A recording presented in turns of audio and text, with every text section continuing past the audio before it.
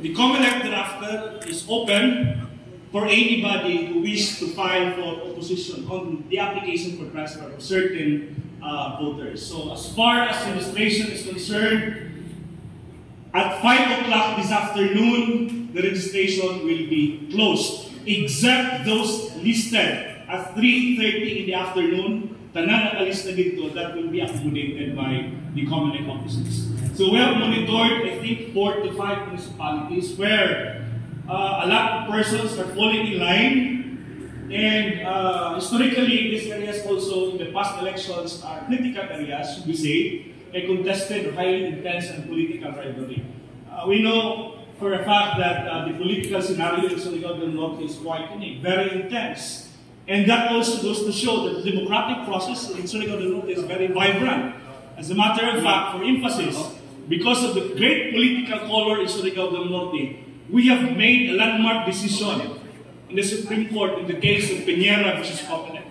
We can imagine a small province producing a landmark decision in the Supreme Court. I'm referring to Piñera Doctrine. Meaning to say, the Piñera Doctrine, you are not yet the candidates until such time that the campaign period starts. So even if you have filed your certificate of candidacy, as far as COMELEC is concerned, and other election laws, you are not yet a candidate, thereby eradicating the notion of premature campaigning.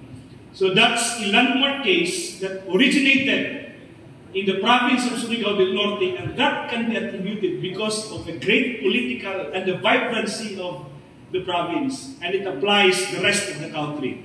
I do not know yet if case will be filed challenging that.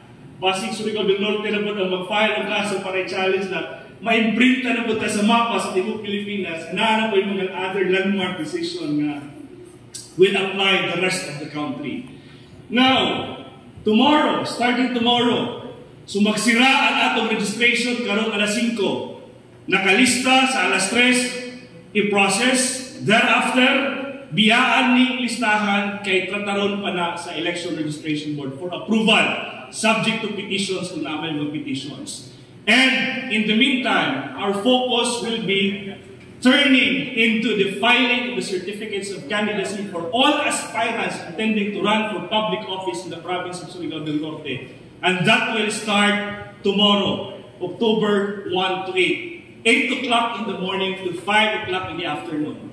In a nutshell, I'll be discussing important matters. And later on, ang details i-discuss na sa akong kuyog na akong ipailaila sa inyo.